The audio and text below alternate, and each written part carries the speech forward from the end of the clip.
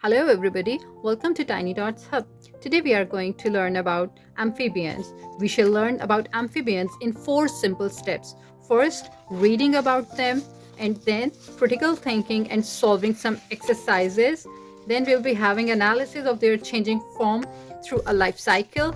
And the fourth one is we shall draw the amphibians so that you never forget about them. If you want these worksheets, you can get them. I will paste the link in the comment section. Okay, so let's start with the definition. Amphibians. What are amphibians? Amphibians, this is actually a group of animals. As you know, we have divided the animals in different groups, and this is a group of animals that can live both in water and on land. They can live in water and on land. So let's read about them. Here are some pictures for the example. This is a salamander and this is a frog, and toads are also an example of them. Let's start the reading. From water to land. Amphibians are a special group of animals that can live both in water and on land. They are cold-blooded. We can highlight the important things. What is the first thing we have known about them? That they can live both in water and on land. We know that we humans can live on land and the fishes can live in water. But the amphibians can live on the both places. They are cold-blooded and have smooth, moist skin. Amphibians start their lives as eggs in water. They start their life as eggs in water, and when they hatch, they are often in a larval stage called a tadpole. Tadpoles have gills for breathing underwater because lungs cannot breathe underwater, so they have gills like fish. You know that fishes have gills to breathe underwater, so the tadpoles have gills. As they grow, they undergo a transformation called metamorphosis and develop lungs for breathing. So now we know that when they grow, this is the part of their growth that they develop lungs so that they can breathe on the land. Frogs, toads, salamanders are examples of amphibians. Frogs are known for their jumping ability and the unique croaking sounds. Toads have warty skin that helps them stay moist, while salamanders often have bright colors to warn predators. Amphibians are important to the environment. How they are important? They help control insect populations and are indicators of a healthy ecosystem. So for a healthy ecosystem, amphibians are very important. Okay, here are some key facts. So let's move on to the key facts so that you don't forget the important details of some amphibians. Double life. First of all, they have a double life. We have learned about this. The word amphibian means double life because they live in water when young and on land as adults.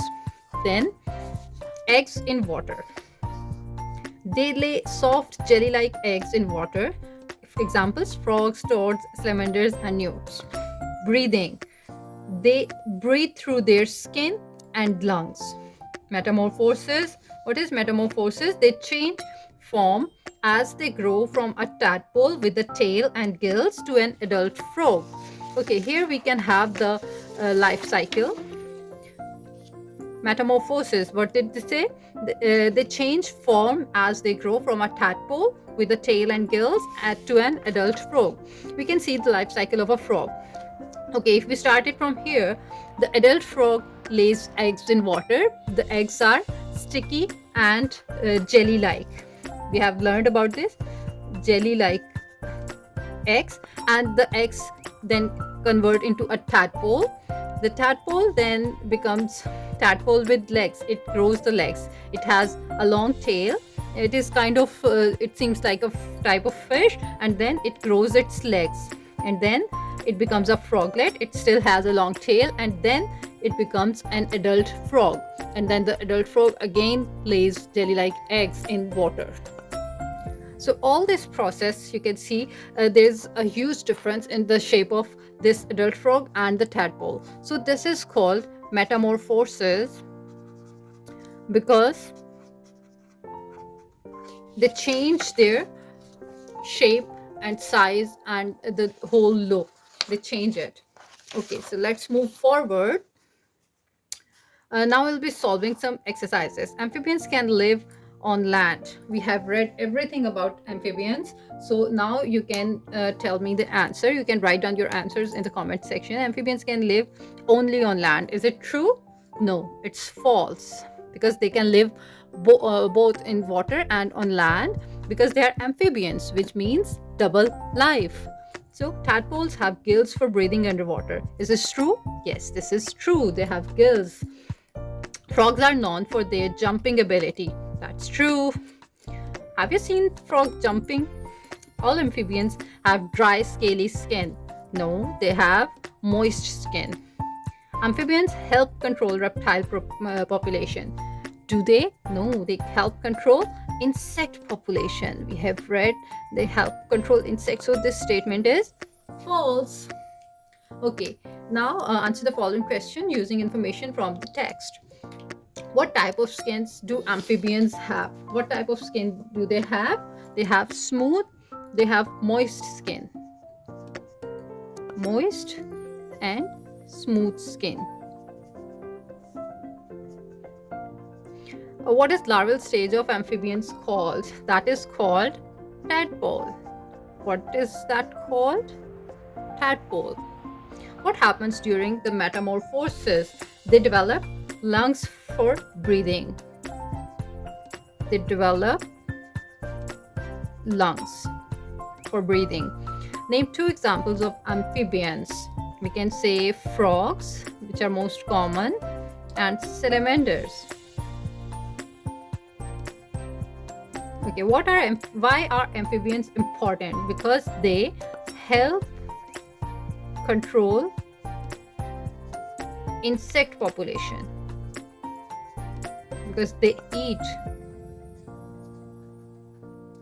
the small insects, so they help us control the insect population. Okay, now we shall be answering this. What's so special about amphibians? Describe 5 features of amphibians. We have learned about them, so now we can say the first of all, the most important thing, they are cold-blooded. They are cold-blooded. They can adjust their body's temperature. Okay, number 2 is they can live on land. They can live on land and in water, both. Number 3 is they lay jelly-like eggs. Where? In water. They lay eggs in water. Number 4 is they change their form. Metamorphosis, we know that they change their form as they grow. And number 5 is how do they breathe? They breathe through their skin, because they have very moist and smooth skin and lungs. Okay, so now we have answered all the questions, and now what are we gonna do? We are going to draw a frog. Let's draw a frog here. It is very simple. You can have all these worksheets if you want on my Facebook page, and on the PayHip link I will be attaching in the comment section.